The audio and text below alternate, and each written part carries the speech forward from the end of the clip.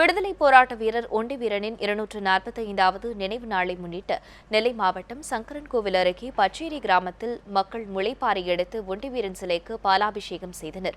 இதுகுறித்து அங்கிருக்கும் நமது செய்தியாளர் கணேசன் அளித்த கூடுதல் விவரங்களை தற்போது பார்க்கலாம். திருநெல்வேலி மாவட்டத்தில் 17ஆம் நூற்றாண்டில் நெற்கட்டும் செவலை ஆண்டு வந்த மன்னர் பூலித்தேவரின் படையில் பச்சேரி கிராமத்தை சேர்ந்த ஒண்டி வீரன் முக்கிய வீரர்களில் ஒருவராக திகழ்ந்தார். இவரது நினைவை கொண்டாடும் வகையில் ஒவ்வொரு ஆண்டும் ஆகஸ்ட் மாதம் 20ஆம் தேதி ஒண்டி வீரன் நினைவு தினம் அனுஷ்டிக்கப்பட்டு வருகிறது. இந்த ஆண்டின் ஒண்டி வீரனின் 245வது நினைவு தினம் இன்று அனுஷ்டிக்கப்படுவதை ஒட்டி திருநெல்வேலி மாவட்டத்தில் நேற்று அதாவது 19ஆம் தேதி முதல் வருகிற செப்டம்பர் 2ஆம் தேதி வரை 144 தடை உத்தரவை மாவட்ட நிர்வாகம் பிறப்பித்துள்ளது. இதனால் நெல்லை மாவட்டத்திற்குள் பிற மாவட்டங்களை சேர்ந்த வாடகை வாகனங்கள் எதுவும் அனுமதியின்றி நுழையக்கூடாது எனவும் உத்தரவு பிறப்பிக்கப்பட்டுள்ளது.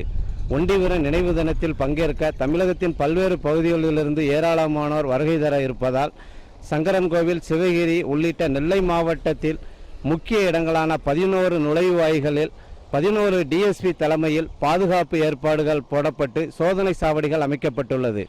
மேலும் பச்சேரி கிராமத்திற்கு செல்லக்கூடியவர்கள் ஏதும் அசம்பாவித சம்பவங்கள் ஏற்படாமல் இருக்கின்ற வகையில் சுமார் 1000க்கும் மேற்பட்ட போலீசார் பாதுகாப்பு பணியில் ஈடுபடுத்தப்பட்டுள்ளனர்.